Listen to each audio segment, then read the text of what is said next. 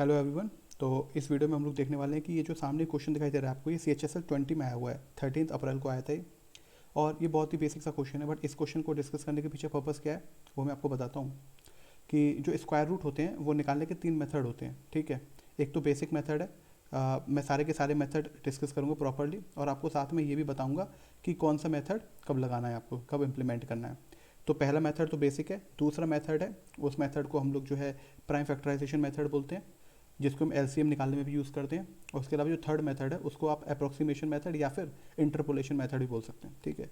तो पहले तो इस क्वेश्चन की क्या रिक्वायरमेंट है वो देख लेते हैं, और फिर सारे के वो तीनों मेथड जो है हमारे, उनको अच्छे से तरीके से समझते हैं कि कहाँ पर कौन सा मेथड आपको इंप्लीमेंट करना है, जिससे कोई कन्फ्यूजन ना रहे आपको एग्जाम में, ठीक है। तो चलिए, इस क्वेश्चन में क्या बोला जा रहा है। इस क्वेश्चन में हमको बोला जा रहा है कि एक सॉलिड मेटेलिक क्यूब है, एक क्यूब है जो कि सॉलिड मेटेलिक क्यूब है, और उसकी साइड कितनी दी हुई है, 20 सेंटीमीटर उसकी साइड दी हुई है। यानी क्यूब है तो सारी साइड्स उसकी बराबर हो जाएंगी। फिर बोला जा रहा है कि उसको मेल्ट किया जा रहा है और रिकास्ट किया जा रहा है उसको एक क्यूबॉइड की फॉर्म में, ठीक है। और क्यूबॉइड की डायमेंशन क्या दी हुई है हमको, लेंथ दी हुई है 40 सेंटीमीटर, ब्रेथ दी है हमको 40 सेंटीमीटर। साथ में हमको ये पूछा जा रहा है कि बॉडी डायगनल जो होगी क्यूबॉइड की, ठीक है ना। तो जैसे अगर ये आपका क्यूबॉइड है, इसको क्यूबॉइड है अगर ये आपका, तो इसकी जो बॉडी डायगनल होगी वो कैसी होगी। बॉडी डायगनल क्या होती है, बॉडी डायगनल हो जाएगी आपकी एक छोर से। यानी फॉर एग्जांपल अगर मैं इस एंड से, अगर मैं इस एंड से कोई रॉड डालता हूँ तो वो इस एंड तक ये जो आपकी पूरी बॉडी 3 डायमेंशनल फिगर में क्या हो जाता है, एक कॉर्नर से लेके जो वर्टिकली अपोजिट कॉर्नर होगा नीचे वहाँ तक, तो ये पूरी लंबाई कितनी हो जाएगी, पूरी लंबाई आपकी बॉडी डायगनल हो जाती है। ये बात बिल्कुल क्लियर है। तो इस बॉडी डायगनल की लेंथ अगर मैं मान लूँ कि भाई इसकी जो लेंथ है वो एक्स के बराबर है, तो उस एक्स की वैल्यू क्या होती है ये आपको पता होगा कि उसकी वैल्यू होती है लेंथ का स्क्वायर, ब्रेथ का स्क्वायर प्लस हाइट का स्क्वायर।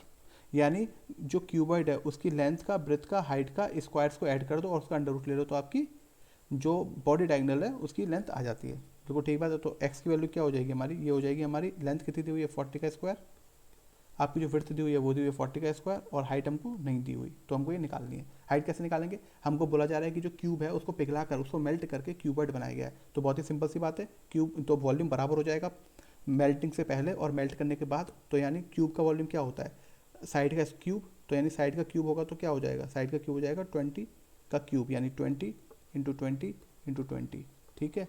और ये कन्वर्ट होकर किस में हो रहा है, ये क्यूबॉइड में बदल रहा है। क्यूबॉइड की डायमेंशन क्या दे रखी है हमको, लेंथ और ब्रेथ 40 दे रखी है, और हाइट हमको निकालने तो हम एच अपनी तरफ से एज्यूम कर लेते हैं। तो यानी 40 × 40 × एच। तो अगर मैं इसको सॉल्व करता हूँ तो मेरे पास एच की वैल्यू कितनी आ गई, 5 सेंटीमीटर आ गई, कोई इशू नहीं है। अब इस 5 सेंटीमीटर की वैल्यू मैं इक्वेशन 1 में डाल देता हूँ। ये जो हमारे पास इक्वेशन है यहाँ पे, इक्वेशन 1 जो है इसमें डाल देता हूँ, और यहाँ से मैं अपनी वैल्यू निकाल देता हूँ। तो एक्स की वैल्यू कितनी आ जाएगी, एक्स की वैल्यू आ जाएगी आपकी 40 का स्क्वायर प्लस 40 का स्क्वायर प्लस 5 का स्क्वायर। तो ये आपका आ जाएगा 333225, ठीक है। कोई इशू नहीं यहाँ पे। अब यहाँ पे हमारा आता है मेन मुद्दा जो हमको समझने का है। देखिए, अब मैं यहाँ पे आपको बताता हूँ कि 3 मेथड्स हैं यहाँ पे जो आप समझ सकते हैं इस क्वेश्चन को। अब आपका देखिए प्राइम फैक्टराइजेशन मेथड है, पहला जो आपका मेथड है वो है prime factorization method, prime factorization method, ठीक है। इस मेथड में देखिए क्या किया जाता है, आपने देखा होगा एलसीएम जब हम निकालते हैं तो हम इस मेथड को यूज़ करते हैं। तो मैं आपको बताता हूँ, देखो इस तरीके से बनाया जाता है। और हमको किसका स्क्वायर रूट निकालना है, हमको स्क्वायर रूट निकालना है 3225 का। तो 3225, और इसके प्राइम फैक्टराइजेशन करते हैं अब हम।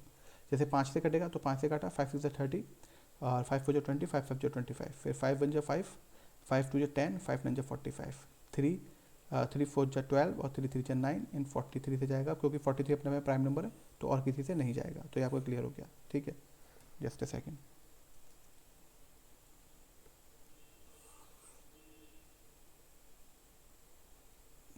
मैं इसको फिर से लिखता हूँ।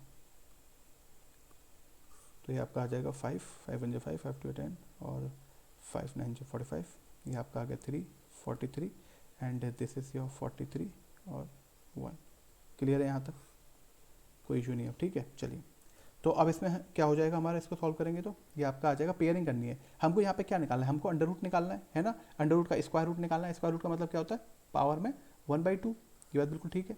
तो जानिए हमको पावर में 1/2, तो इसको याद रखिएगा 1/2 है तो 2 है, तो यानी हमको 2 की पेयरिंग बनानी है, 2 की पेयरिंग बनानी है। यहीं पे अगर हमको क्यूब रूट निकालना होता तो हमारा क्या आता 1/3, यानी हमको 3 की पेयरिंग करनी होती। यहीं पे अगर 1/4 होता यानी हमको 1/4 निकालना होता तो तुमको 4 की पेयरिंग करनी पड़ती। सिंस यहाँ पे क्योंकि हमको 2 की पेयरिंग करनी है तो हम क्या करेंगे, हम 2 की पेयरिंग करेंगे क्योंकि हमको स्क्वायर रूट निकालना है।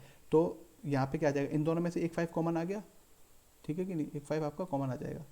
तो आपका ये 5 जो है अंडर रूट के बाहर आ जाएगा, जैसे ये पूरा अंडर रूट है तो एक 5 जो है इसके बाहर आ जाएगा, ये ऐसे करके है, इस तरीके से आप इसको लिख सकते हैं, ये बाहर आ जाएगा, एक बाहर आ गया 5, लेकिन और कोई यहाँ पे पेयर नहीं बनना, तो इसको आप क्या लिख देंगे, अंडर रूट में ऐसे ही लिख देंगे। तो यानी 5√129 हमारा आंसर आ जाएगा। डैट इज ऑप्शन नंबर हमारा दिया हुआ है, ऑप्शन नंबर 1 हो जाएगा, ठीक है। बट इसको थोड़ा सा और बेहतर तरीके से समझते हैं कि ये तो प्राइम फैक्टराइजेशन का कहानी खत्म होगी, ठीक है। लेकिन अगर मुझको आंसर जो है इस फॉर्म में नहीं दिया होता, मुझको आंसर अंडर रूट की फॉर्म में नहीं दिया, अगर आपको अंडर रूट की फॉर्म में दिया गया आंसर तो प्राइम फैक्टराइजेशन मेथड बेस्ट है, ठीक है, आपको वही लगाना है, किसी और मेथड में जाने की बिल्कुल भी ज़रूरत नहीं है। बट अगर आपका आंसर जो है डेसिमल्स में दिया हुआ है तो उसके बाद आपको 2 और मेथड होते हैं, जिसका कि एक तो है अप्रोक्सीमेशन मेथड या फिर इंटरपोलेशन मेथड, या फिर एक जो मेथड होता है आपका अगला वो तो प्रॉपर स्क्वायर रूट का जो कन्वेंशनल मेथड है उस वही मेथड है। तो सेकंड नंबर पे मैं डिस्कस करना चाहता हूँ आपसे जो आपका सेकंड मेथड है, यानी जो आपका इंटरपोलेशन का मेथड है। जस्ट अ सेकंड, जो सेकंड मेथड है आपका, जो कि आपका इंटरपोलेशन का मेथड है। तो अब उसमें क्या करना है, जैसे हमने प्राइम फैक्टराइजेशन से कुछ निकाला, जस्ट अ सेकंड, क्या करा हमने जो प्राइम फैक्टराइजेशन से जो है इसको निकाला 5√1/29 को, 5√129 को। तो अब इसमें हम कैसे हम दूसरा मेथड यूज़ कर सकते हैं वो देखिए, ये हो जाएगा आपका इंटरपोलेशन मेथड।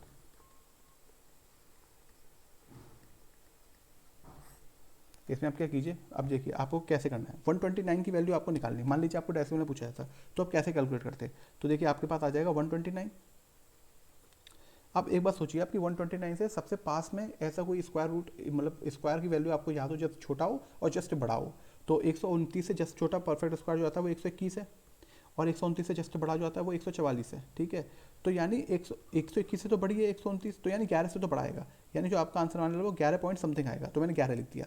अब आपको ये निकालना कितना ज़्यादा आएगा, तो यानी 8 ज़्यादा है, 121 129 से 129 जो है 121 से 8 ज़्यादा, तो यानी आपने 8 लिख दिया। और इन दोनों के बीच में मैक्सिमम और मिनिमम के बीच में अंतर क्या है, यानी जो एक छोटा है और जो बड़ा है उसके बीच में अंतर कितना है, तो 144 माइनस 121 हमारा आंसर आ जाएगा 23। ठीक बात है, यहाँ पे कोई इशू नहीं है। तो यानी ये जो वैल्यू आई हमारी, ये हमारी √129 की वैल्यू आ गई। तो ये कितना हो जाएगा 11 पॉइंट ये आपका आ जाएगा 3 और 1154, तो ये 4 आ जाएगा आपके पास, ठीक है।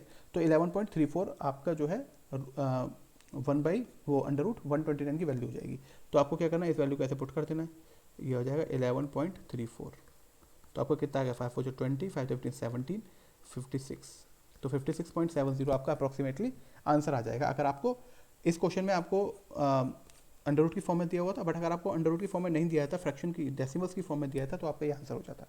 ये बात बिल्कुल क्लियर है। तो आपको ये बात तो समझ में आ गई कि अगर मुझसे फैक्टराइजेशन में कब यूज़ करना है, जब मुझसे केवल ये पूछा जाए कि भैया बता दो अंडर रूट के टर्म्स में ही, तो हमको प्राइम फैक्टराइजेशन यूज़ करना है, कुछ और करने की जरूरत ही नहीं है। बट अगर मुझसे पूछा जा रहा है कि भैया आपको अप्रॉक्सीमेट वैल्यू बतानी है, अप्रॉक्सीमेट वैल्यू बतानी है, तो अप्रॉक्सीमेट वैल्यू बतानी है तो आपने इंटरपोलेशन मेथड यूज़ कर लिया। अब आप कहेंगे आपने तो 2 मेथड बोले अप्रॉक्सीमेशन वैल्यू के लिए, तो यहाँ पर इंटरपोलेशन यूज़ कर रहे हैं, तो दूसरा वाला मेथड कहाँ पे यूज़ करेंगे। देखिए अब उसको समझिए, जो इंटरपोलेशन वाला मेथड है ना, वो हमेशा इस मेथड के साथ कंबाइन होकर लगेगा ज़्यादातर केसेस में। यानी आप एक बड़ी संख्या को छोटी संख्या में ब्रेक कर लेंगे, और जो अंडर रूट वाली वैल्यू है वो क्योंकि छोटी हो जाएगी कंपैरेटिवली, ठीक है ना। 129 क्या बहुत बड़ा नंबर नहीं है, आपको 129 से छोटा और बड़ा दोनों परफेक्ट स्क्वायर पता है, तो आप क्या करेंगे, इस वाले मेथड में इंटरपोलेशन लगा देंगे। बट अगर कहीं पर जैसे 3225 है, आपको डायरेक्टली इसी का निकालना है, आपको क्या करना है, आपको डायरेक्टली 32225 का ही निकालना है। तो आप इसमें क्या करेंगे, आप इसमें फिर जो कन्वेंशनल मेथड है ना आपका, जो आपका कन्वेंशनल मेथड है, आपको वही मेथड यूज़ करना पड़ेगा। तो कन्वेंशनल मेथड क्या है, यानी कुल मिला के बात इतनी सी है कि अगर आपकी जो छोटी वैल्यू जिसका आप अंडर रूट निकाल रहे हो वो छोटी वैल्यू है तो इंटरपोलेशन लगाओ, और अगर वो बड़ी वैल्यू है जिसके आसपास का आपको नहीं याद, तो आप उसमें क्या कन्वेंशनल मेथड लगाइए स्क्वायर रूट निकालने का, ठीक है। तो उसको कैसे लगाते हैं, तो देखिए आपको जैसे 3225 है, इसका आपको अंडर रूट निकालना है, इसका आपको स्क्वायर रूट निकालना है। मैंने कहा भाई स्क्वायर रूट निकालना है, यानी स्क्वायर रूट क्या होता है 1/2, तो आपको 2 की पेयरिंग बनाएंगे। यहीं पे क्यूब रूट होता तो सेम ही मेथड लगता और आपको 3 की पेयरिंग बनानी पड़ती। यहीं पे अगर 1/4 हो जाता तो आपको क्या 4 की पेयरिंग बनानी पड़ती, क्योंकि हमको इस क्वेश्चन के अंदर स्क्वायर रूट निकालना है, यानी हमको 2 की पेयरिंग बनानी पड़ेगी। तो हम क्या करते हैं, अपने पीछे से शुरू करते हैं, तो 2 की पेयरिंग बनाएंगे, तो 25 और 32, ठीक है।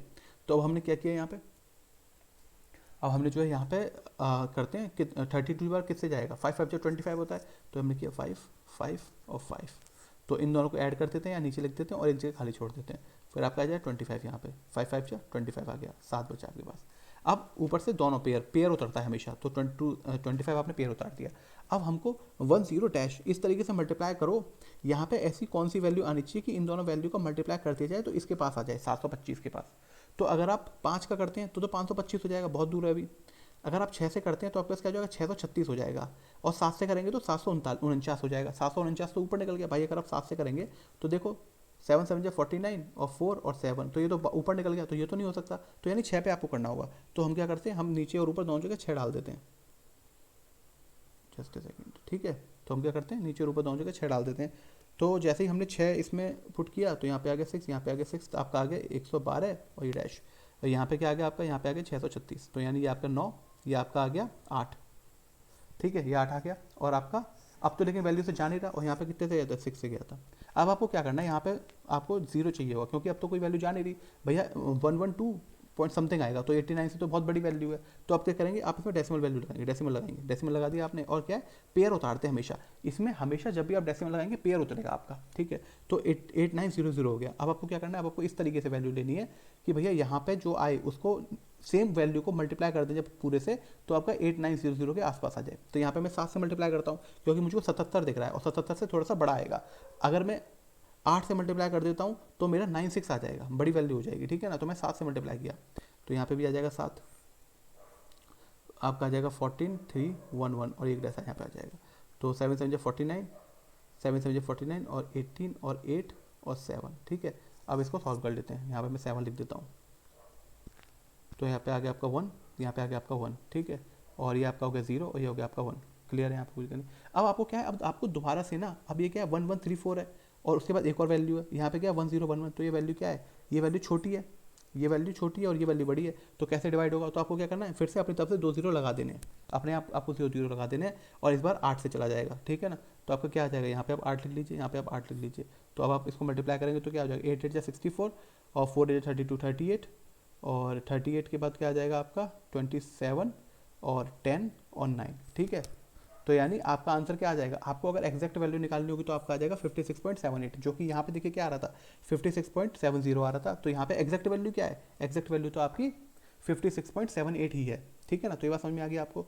तो यानी कुल मिला के अगर मैं रैप करना चाहूँ इसमें तो क्या बोलूँगा, मैं बोलूँगा कि देखिए आपको जो मेथड बोला गया है, आपको कब कौन सा मेथड लगाना है। देखिए प्राइम फैक्टराइजेशन मेथड आपको सीधा जब लगाना है जब आपको ये बोला जाए कि भैया आंसर जो आना है वो अंडर रूट के अंदर आना है, कोई इशू ही नहीं, हमको प्राइम फैक्टराइजेशन लगेगा सीधा सीधा, कहीं कोई डाउट ही नहीं है। सेकंड में अगर मुझको ये बोला जा रहा है कि आपका जो आंसर है वो आपको जो आपको अंडर रूट की वैल्यू निकालनी है वो छोटी वैल्यू है, जैसे आपका 145 है, आपका 675 है, आपका 900 कुछ है, यानी जहाँ तक आपने स्क्वायर्स याद किए हुए वहाँ तक रेंज में आ रहा है, ठीक है। तो आपको क्या करेंगे, इंटरपोलेशन लगाएंगे। या फिर आप क्या कर सकते हैं, कोई छोटी सी बड़ी वैल्यू आपको दिख रही है, जैसे यहाँ पे भी आपको 3225 दिख रहा था, लेकिन आपने क्या किया, इसको थोड़ा सा फैक्टराइजेशन किया और इसकी जो अंडर रूट वाली वैल्यू है ना वो 129 पे आ गई। तो अगर आप इस तरीके से सिंप्लीफाई कर पाते हैं उसको, तो आपको क्या करना है, तो आपको इंटरपोलेशन मेथड लगाना है। लेकिन वहीं पर अगर कोई बहुत बड़ी वैल्यू आ जाती है और इस तरीके की वैल्यू की जहाँ पर आप सॉल्व नहीं कर पा रहे उसको, यानी आप उसको सिंप्लीफाई नहीं कर पा रहे, आप प्राइम फैक्टराइजेशन मेथड लगा के उसको अंडर रूट वाली वैल्यू को छोटा नहीं कर पा रहे, तो आपको क्या करना है, आपको सीधा कन्वेंशनल मेथड लगा देना है। और इसमें सबसे ज़्यादा एक्यूरेट मेथड जो होगा वो कन्वेंशनल मेथड होगा आपका, ठीक है ना, क्योंकि इसमें आप पूरे तरीके से सॉल्व कर रहे हैं उसको। हल्का इंटरपोलेशन जो होता है वो हल्का सा अप्रोक्सीमेशन मेथड होता है, बट आपका अगर ऑप्शन थोड़े से दूर है तो आपका काम चल जाएगा इसमें। तो आई होप आपको समझ में आ गया होगा। तो यही था मेरा पर्पस इस वीडियो के पीछे, जिससे कि मैं आपको जो अंडर रूट के जो कॉन्सेप्ट्स होते हैं वो मैं आपको अच्छे तरीके से समझा सकूँ। वीडियो अच्छी लगी हो तो लाइक कीजिए, शेयर कीजिए और चैनल को सब्सक्राइब कीजिए। Thank you, keep watching, keep growing, thank you.